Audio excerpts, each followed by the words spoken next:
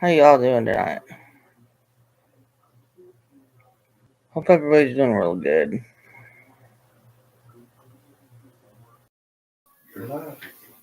Hey, how is everybody tonight? I'm sorry to hear that, Dragon Mama. I'll be praying for you. I know that must be painful.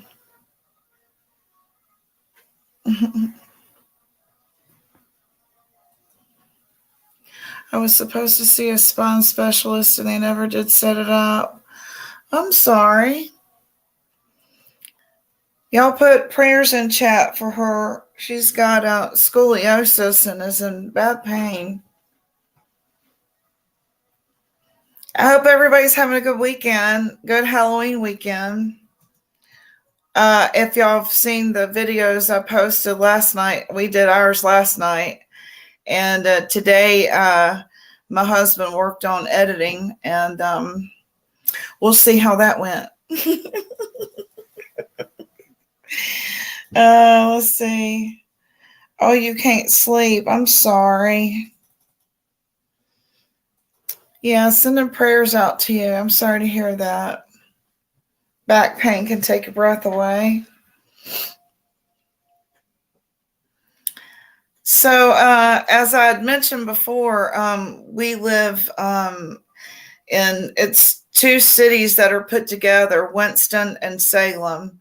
And as a little play on Salem, I was going to do a little Halloween special, or I'm doing a Halloween special, which will spotlight our town and sort of like, Salem, North Carolina, as opposed to Salem, Massachusetts. So I think that you'll enjoy it, and it gives you just a little history on our town, and with a fun ghostly spoof on it. So sit back and enjoy.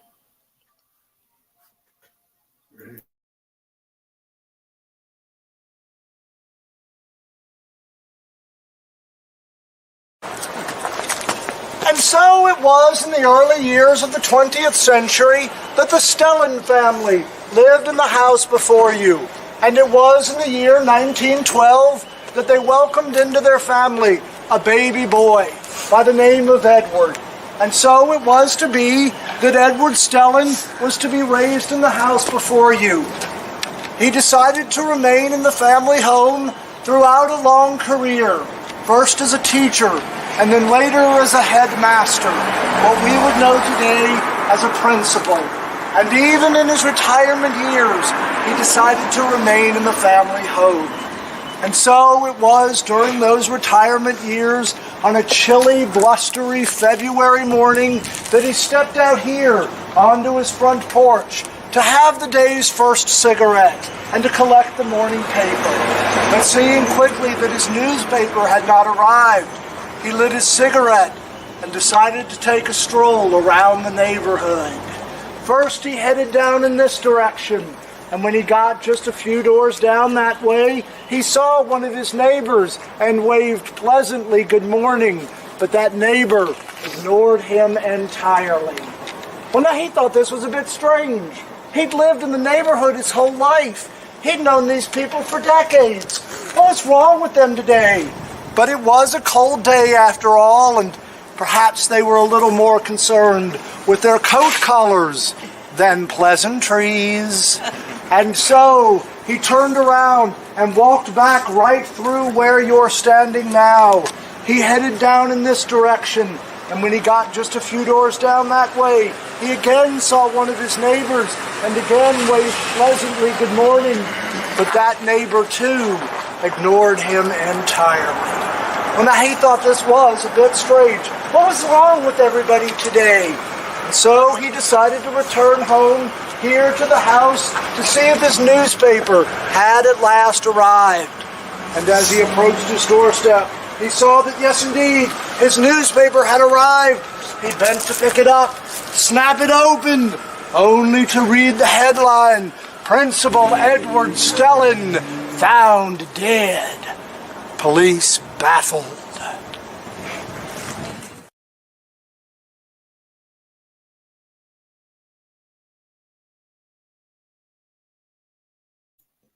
Could y'all hear that okay? Angie, some of this may look familiar to you, huh? I really like this ghost storyteller. He's very theatric and keeps your attention. I believe it's from the School of the Arts.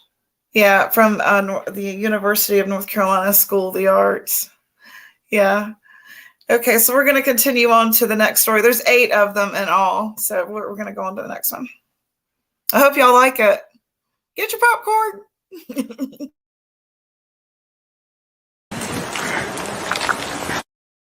And so the beautiful Philadelphia red brick mansion you see before you was built in 1895 by Benjamin Shepherd, a prominent local businessman.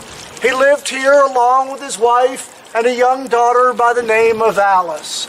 And so it was on a Saturday morning around the turn of the last century that young Alice tugged on her daddy's sleeve and asked if they could play a game of hide-and-go-seek.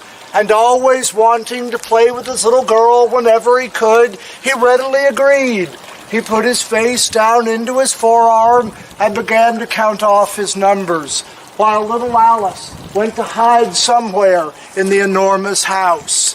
And when he concluded his counting, he hollered throughout the large home, "Oh, Alice, I'm coming to get you." Now, given that they had played this game many times before, he went searching in all the usual places. But little Alice was nowhere to be found.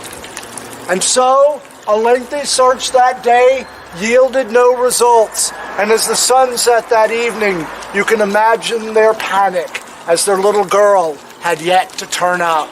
And it was with sadness the next morning that they employed a police officer to search the wooded area around the home.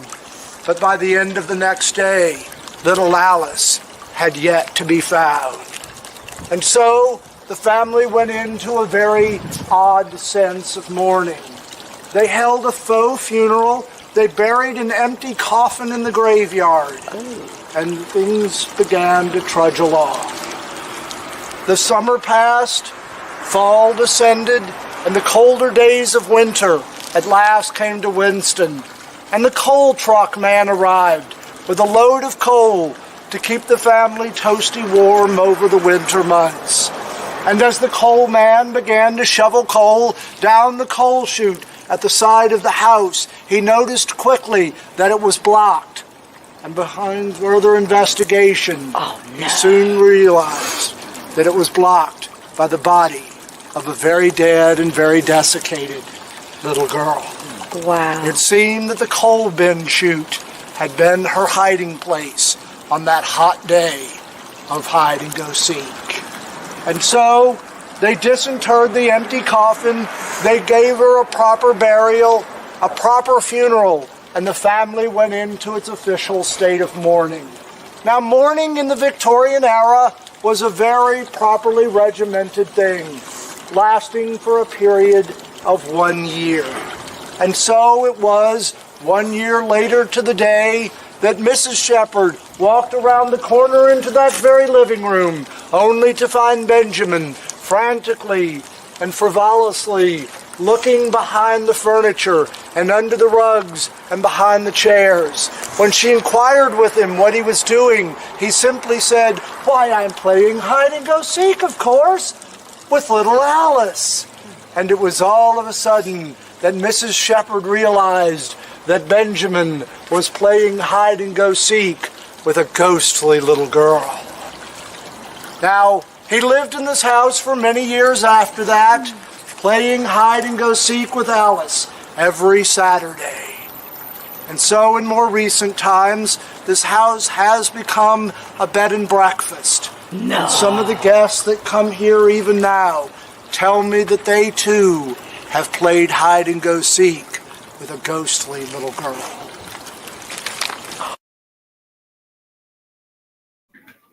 Y'all like this? Is this okay? These are supposedly true stories. These are true stories. Yeah, Angie, this is over by Baptist Hospital. Those older Victorian homes up on West End Boulevard and that area. So, yes, these are true. My husband and I actually rented one of them.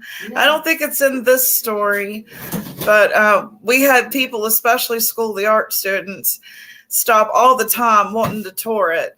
And that's a whole nother story. We'll share that story some other time. But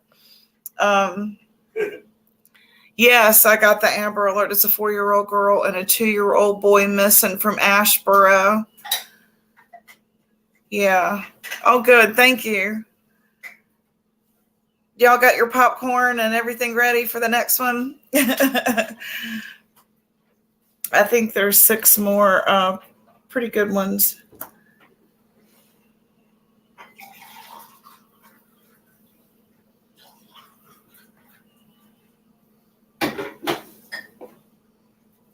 Here's your coffee. Ready? Okay, they're ready. Here's your coffee. All right.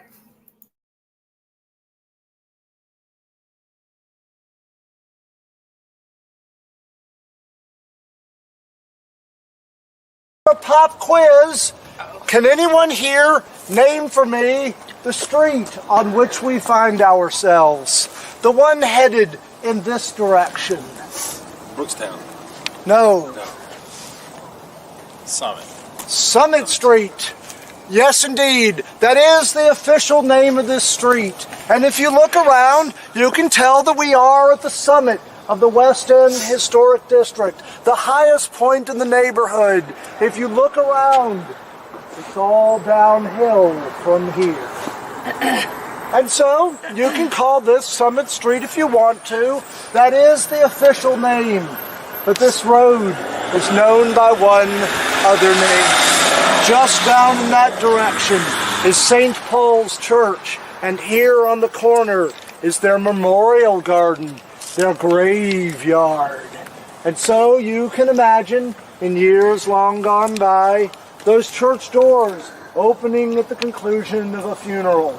Out comes the casket, loaded onto a creaky horse-drawn wagon, and that wagon making its way down through the ruts in the road, here to the graveyard, to its final resting place. And so, you can call this Summit Street if you want to, but this road that connects the church to its graveyard, this one, or any like it anywhere in the world, historically known as Casket Road.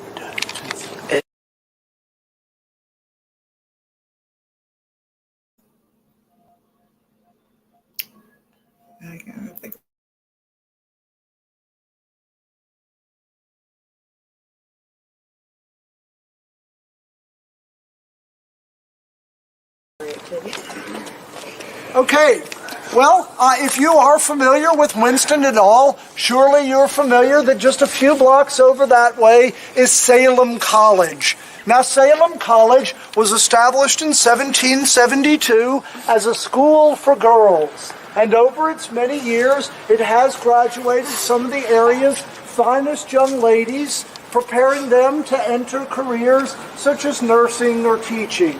And so, over those many years, as you can also well imagine, a school for girls would have attracted its fair share of attention from the young men about town. And so, our story begins 100 years into the school's history in 1872, when 2 young local boys by the name of Tobias and Dudley were sitting along the fence row, watching the young ladies walking back and forth from class to class, perhaps dreaming of some future wife. And so, the 2 boys, the best of friends, caught the eye of one particularly pretty young lady by the name of Abigail. And so, both men's hearts went a-fluttering. And so, what began as a friendship soon became a bit of a friendly, romantic rivalry. And so, what started as a romantic rivalry soon became just out-and-out enemies, as each boy fought for the affections, the hand of young Abigail. And so, She knew that she could only take the hand of one boy. And so, what do boys in the late 1800s do to settle a romantic dispute? They fight about it. How do they fight about it? Jousting. They have a duel. Ah, close. Now, given the duels were very illegal in those days, they couldn't just come out here onto the edge of town to the wooded area and have it out. No, the sheriff in town, he had a very good ear for every man's gun. He knew if Old Man Johnson was up on the lake shooting at duck, or if Old Man Federer was down at the low pond shooting at deer. And so, they needed to find a place of privacy, of security. And so they stumbled upon this barn, or stable, that you see before you. And here, they decided to conduct their duel. Now, given this activity, several other young men from town followed them in eager anticipation. And as Tobias and Dudley walked off their paces, they turned and shot at each other. And when all the shooting was done, only one boy remained standing. It seems that Tobias would be the victor that day as the mortally wounded Dudley lay bleeding to death just beyond that door. And so, given that it was an illegal duel, all of the boys rushed back into town, not saying a word to anyone for not wanting to get into trouble. And unfortunately, it was several days later before young Dudley's body was discovered just over here. And so, his body was taken off, buried in the local graveyard. But our haunted history tells us that's not where his ghost remains. Instead, rather, it rose up and came back here, in the place of its demise. And so, in the years after that, people began to say this barn or stable was haunted of the ghost of young Dudley. And eventually, the sunsets took away Tobias's days. And so, he too was laid to rest in the local graveyard. But they say that's not where his ghost remained either. But that one pivotal day where he took a man's life haunted his ghost forever. And it too returned here. And so, in more recent times, a paranormal investigation was conducted of the story we've just told you. And what those investigators found was indeed the two ghostly spirits of two young boys residing within its walls. And so, take pictures if you like, if you have a camera with you, particularly these window panes, and as we maybe stand back across the street, up over the left-hand eave, for this is a building of heightened paranormal activity. Now, given that the investigators were investigating a specific case, it wasn't a real big surprise that they found the two ghostly boys residing here. It was the other cases that took them by surprise.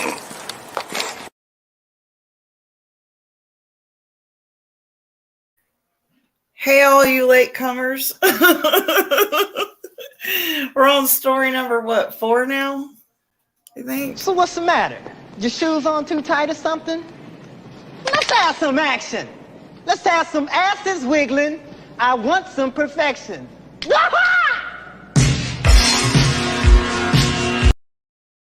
That's all I want.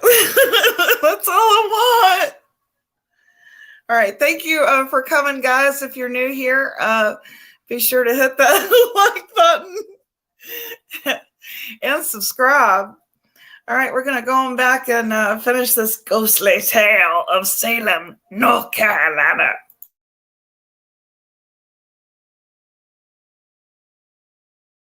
But local, the next story we have for you may sound a bit familiar.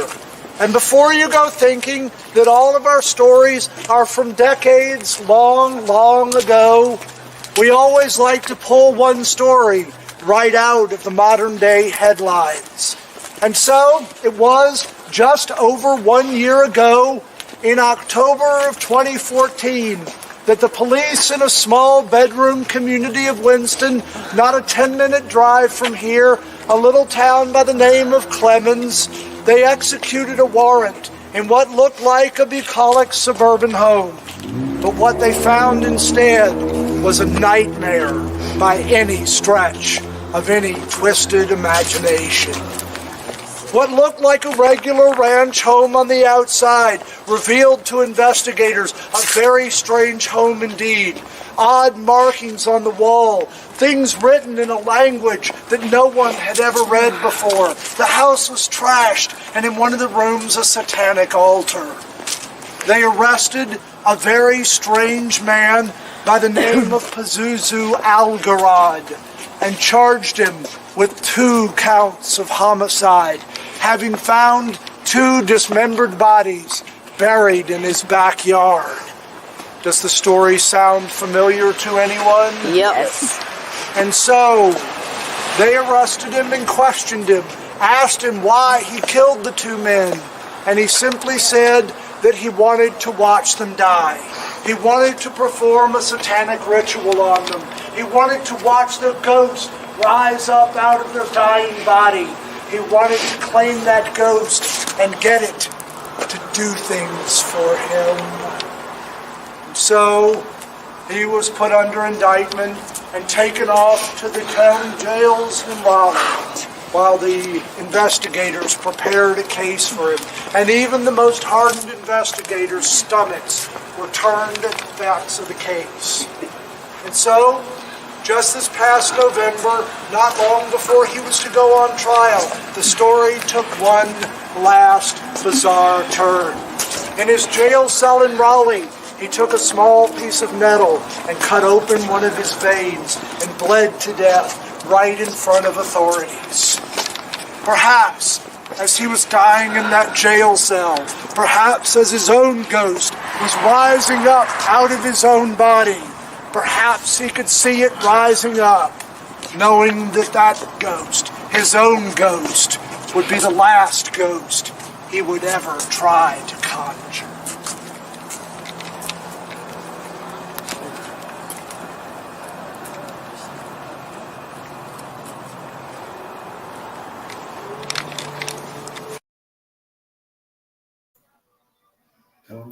So what do y'all think of that? That was Pazuzu Algarad. I did a story a while back about him. There's a lot more information on him on Vice. The Pazuzu Algarad story.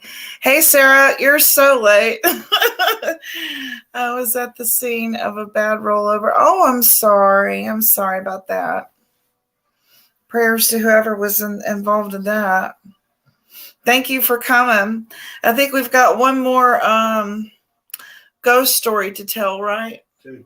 Oh, 2 more? Yeah. Okay, well, hang tight. You can hear 2 more before it's over. Hold on. Anyone? What the eeriest one? Oh, goodness, good one.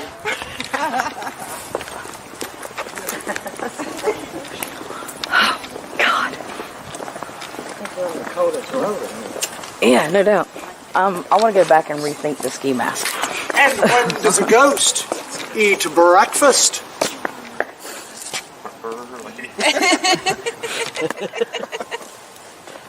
In the morning.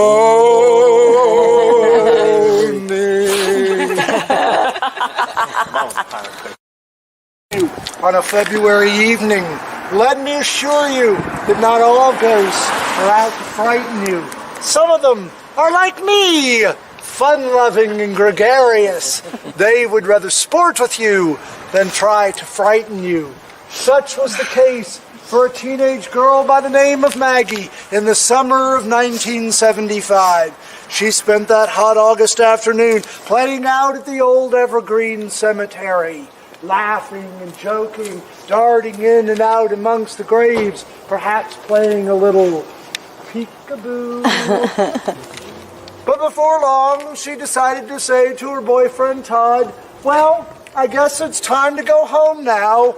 And Todd, being a gregarious fellow like myself, happened at that moment to be standing at the grave of Bertha. And so, he jokingly said to Maggie, "Why don't we invite Bertha to come home with us?" And he pulled his little Ford Pinto right up to the grave. He opened the car door and he beckoned to Bertha. "Come on, Bertha, hop in. Let's go for a ride." He shut the car door and he drove directly here to Maggie's house and dropped her off. And he went on to his own house. Now later that evening, Maggie, she decided to watch the late movie. And so she got out a bowl of potato chips. She took them into the living room. She sat them down beside the armchair. She reached out to turn on the television, only to realize that she had left her beverage back in the kitchen. And so she returned to the kitchen to get her drink, and when she came back into the living room, she found that her potato chips were strewn out all over the shag carpet. Shag carpet? It was 1975. You folks are so young. And so she thought this very strange. She set her drink down and returned to the kitchen to get a broom and a dustpan. And when she returned to the living room, this time it was her beverage splattered against the wall and running down over the baseboards. She thought this very odd, and this wasn't the last odd occurrence to happen to Maggie in her living room. Why, over the next several days, all manner of odd occurrence befell her. She would try to study, but the books, they would turn pages on their own. Books are these things we used to read back in the old days. And so, eventually, she told her parents, but her parents, they just blew her off. Teenagers, sloppy, lazy, forgetful. Shall I go on? And so, eventually she told her boyfriend Todd. Now Todd, well, he just stroked his chin and asked but one question.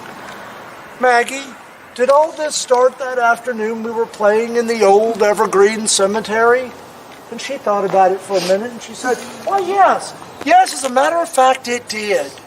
And he chuckled, and he said, "Well, that's it then. We've brought a ghost home with us." And so he pulled his little Ford Pinto right up here in front of the house where that car sits now. He opened the car door, and he once again beckoned to Bertha. "Come on, Bertha, hop in. Let's go for a ride." And so he shut the car door and returned directly back to the old evergreen cemetery. And never again did Maggie have strangenesses in her living room. And the moral of the story, as you can plainly see, is to be careful what ghost you invite home with you. They just might take you on.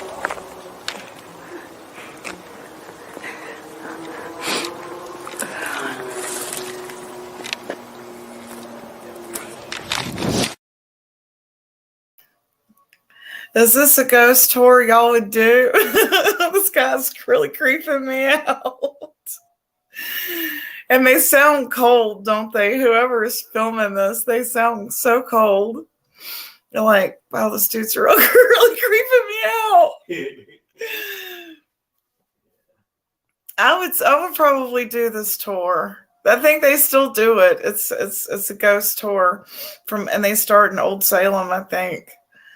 So this is my, I see your comments here about Jersey and I believe, where else was it? Rhode Island, maybe. Yeah, this is my take on Salem. It's all I got. It's the closest thing I can get to Witch Town. So, and I do one hell of a witch laugh. So maybe I'll do that at the end of the show. So I think there's one more ghost story, and then I'll come back to you and we'll chit chat, and y'all can head on over to Mama T's.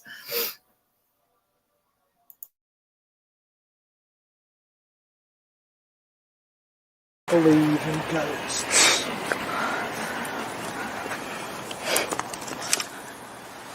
Ladies and gentlemen, that for this evening concludes the Winston-Salem Ghost Tour. We hope that you have had a spooktacular time with us tonight as we've wandered through Winston-Salem's haunted history. But we, like the ghosts that are all around us, must become the departed. Thank you All right. very much. Thank you. Thank you. Awesome. Thank you so very much. Thank you.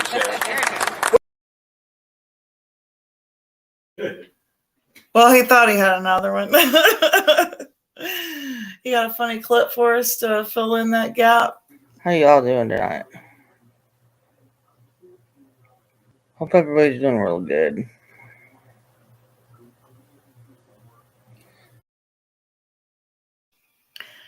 You better stop. Her man is out. Her man is out. Sarah, that's for you.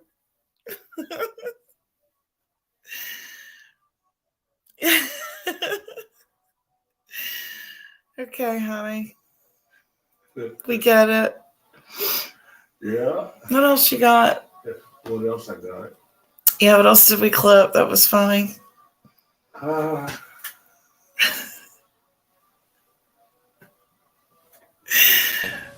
And the president of that organization. Yeah, that's who I am. I didn't always lie. No, I used to tell the truth. But then one day I told a lie and I got away with it. Yeah. Told my parents I had a brother that they'd never met. They got mad at me for not telling them sooner. And they kicked me out of the house. Yeah, that's what happened.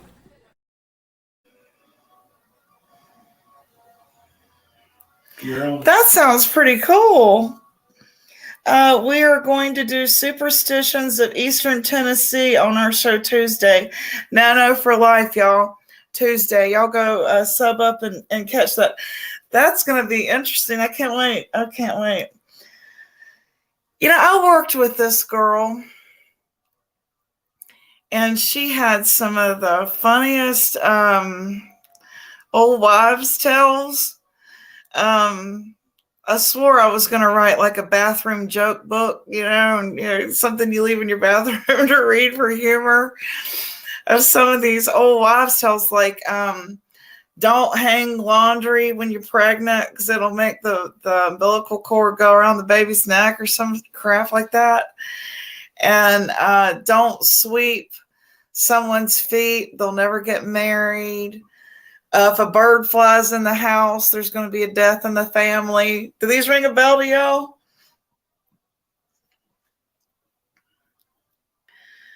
I will have to replay. Okay. Yeah, there's some pretty good ghost stories from Salem, North Carolina. And he's a pretty good storyteller. Yeah, yeah. So get your popcorn out and come tell your stories that you know about Tennessee. Alicia, she's saying, yeah, okay, awesome. That's where Alicia's from. That's cool. Yeah, so I like hearing ghost stories from your hometown, Gypsy. I had to chase after a bird in my house. Did you? Now, they say, my mom was one of them, that means there's going to be a death in the family. And it also, something about if it flies in the back and goes out the front, that means something too. I can't remember. But this is the story of the monkey being set free in the woods off Beach Creek, had to be left out. Yeah, there's a scene in the original Halloween, and it's when he escapes from the hospital, and he's driving. He takes the psychiatrist car, and he said, "He's gone. He's gone from here. The evil is gone." Yeah, that's kind of how I felt today when I got the text message that the evil is out and it's All Hallows Eve. I thought, what perfect day for this. Just to ensue. Yeah. So, anyway, I hope everybody is having a good Halloween, and I hope y'all enjoyed the short little ghost stories from our area. My husband and I rented an older Victorian home when we first met. And we were a blended family at that point. It was his kids and my kids and our grandkids together. And do you want to tell it or you want me to tell it? I'm sorry. I think you should turn the camera on and you tell it. No. Why? Because I haven't shaved. So they don't care. You can't even see. You tell it. Okay. Yay. Okay. What are you trying to get out of it? Come on, you tell it. You tell the story better than I do. Hey guys. I need to turn something down now.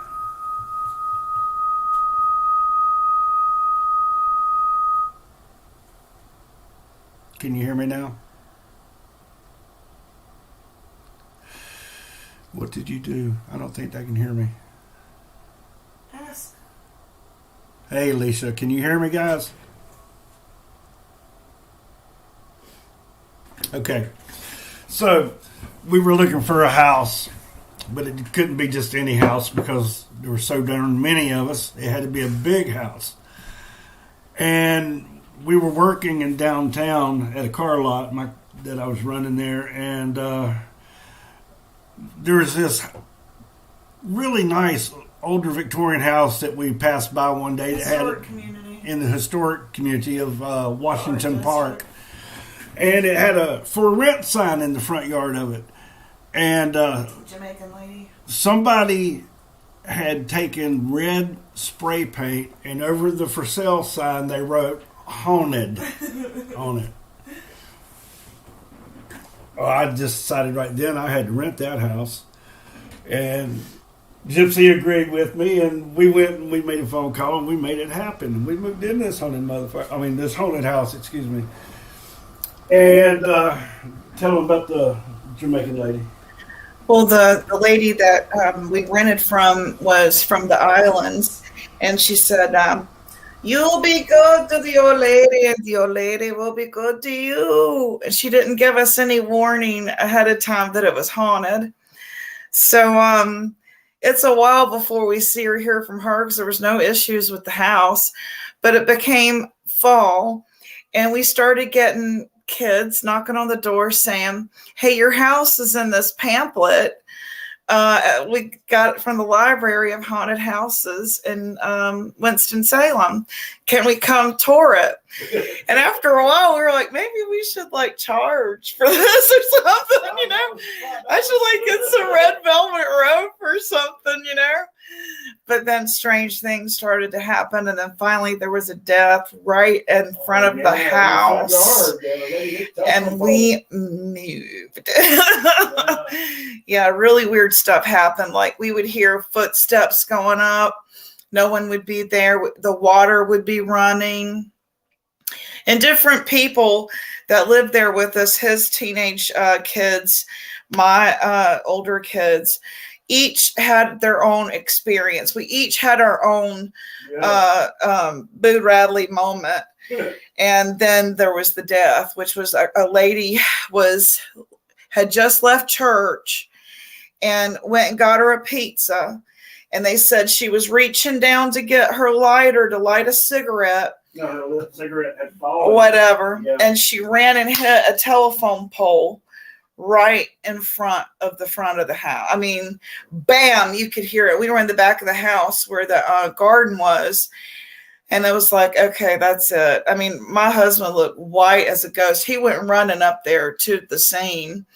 And there was nothing that could be done. So, yes, we got a lot of School of the Arts kids wanting to come and tour it and all. And then it like wasn't funny anymore. So we moved. So, yeah, that's our ghost story of. Yeah, but you can probably look it up. It was called the Thompson House in Winston-Salem, North Carolina. On Acadia Street, not Arcadia, but Acadia. Yeah. It was ACA. Anyway, Acadia, not the one that's with the R on it. The story goes in the 1940s, the gentleman that lived there had a routine. He would walk home from work because he worked just 5 blocks away. And he would go in the basement, wash his hands, and then walk up the steps into the house. And I thought it was odd that they. And we threw pots in the basement where he would wash up. We had our pottery studio down there, and we threw pots down there. And so we would hear, we were like, nobody's home. Do you hear that? And the water would run. Yeah. And little shit like that. You know, we're down there, you know, doing our thing with our potter's wheel, and we had our water that we brought, but you would hear it on. It was always a connection with water, and footsteps, and it was always around the time that this man was supposedly coming home from work, and he got ran over a block away from home and killed. And supposedly he comes home every evening during the week, washes his hands, and you can hear him walking up those steps. Yeah. But they had boarded up the floor there where the steps used to go upstairs. You couldn't. You had to go. Yeah. It was one of those. They probably trying to keep the boogeyman. Yeah. So anyway, I'm going to drop off.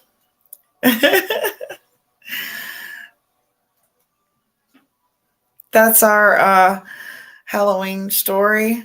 So I hope y'all had a good time this evening. I appreciate y'all coming and listening to our spooky stories for Halloween, and I hope y'all get lots of candy and bellyaches. Just kidding. Come like my channel and subscribe and hit that bell, and I'll see you next time.